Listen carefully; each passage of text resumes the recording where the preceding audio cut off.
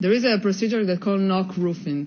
The Israeli army is giving that as an example for how we are taking precautions apart from the leaflets and phone calls and so on. If someone is not familiar with this procedure, is when the army wants to bomb a building, it first drop a small shell on the corner of the building, or just to make a warning to the people inside to run away before they actually bomb with a big shell to destroy the building. It's not about assassination of the people inside.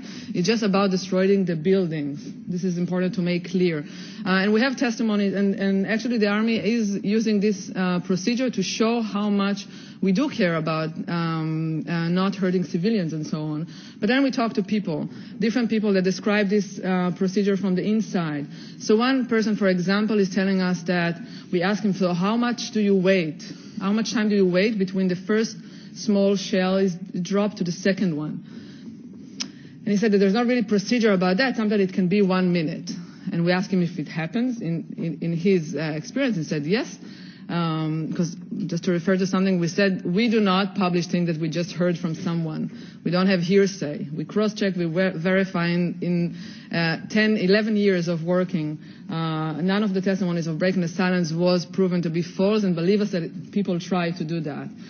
Regarding this kind of procedure, we asked him, so 1 minute, is it enough for people to actually go out of the building?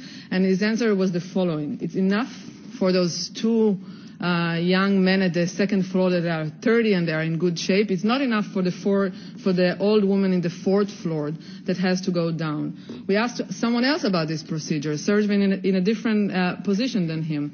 We asked him whether they have a list, because we know that the army has the ability to know that there are people inside. We asked him, do you have a list of people that you're supposed to count? Do you have names? Do you have any kind of idea how many people are actually supposed to go out of the house after dropping the first shell? And he said, yeah, we have information, but it's not really updated to that point. It's not necessary that it actually fit the number of people inside.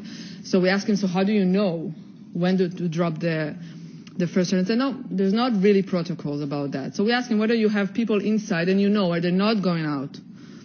So he said, yes, they're making a phone call after the first shell sometimes. And if they still don't go out, they still bomb. And we asked him, but what's the logic behind that? So he said it very, very clearly. If they choose to stay in, they cannot be not involved in combat. This procedure is just one of many others that we are